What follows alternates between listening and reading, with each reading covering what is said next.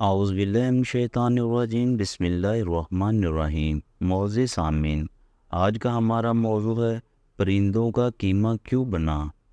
ایک دفعہ کا ذکر ہے کہ ایک گاؤں میں ایک آدمی رہتا تھا۔ اس کا نام ابراہیم تھا۔ وہ بہت نیک تھا۔ اس کے پاس لوگ آتے اور اپنے مسائل بیان کرتے تھے۔ وہ ان کے مسائل سنتا اور ان کا حل بتاتا، ان کو اچھی اچھی باتیں بتاتا، لیکن بہت کم لوگ ان کی بات مانتے۔ زیادہ تر لوگ ان کو اچھا نہیں سمجھتے تھے، کیونکہ وہ ان کو برے کاموں سے روکتا تھا۔ وقت گزرتا گیا۔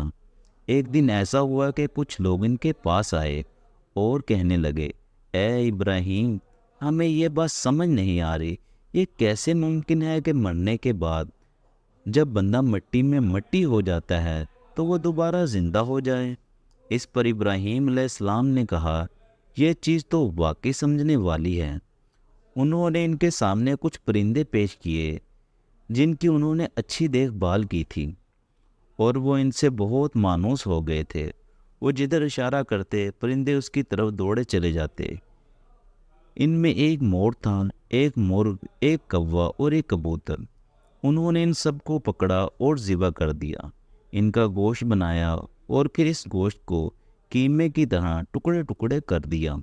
اس کے بعد ان سب کے قیمے کو آپس میں اس طرح ملا دیا کہ ان کا پہچاننا ممکن نہ تھا۔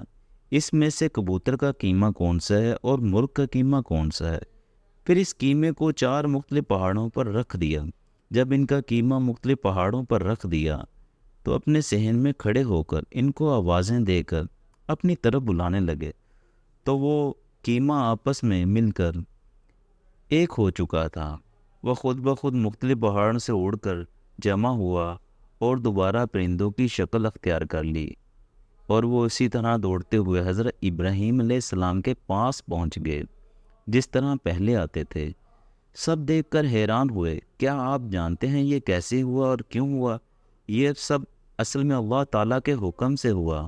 حضرت ابراہیم علیہ السلام اللہ کے نبی تھے، اور اللہ کے کہنے پر ہی انہوں نے 4 پرندوں کو اپنے پاس رکھ کر پالا اور پھر ان کو ذبح کیا اور پہاڑوں پر رکھا، پھر آوازیں دے کر بلایا تو اللہ کے حکم سے وہ دوڑے ہوئے آ گئے۔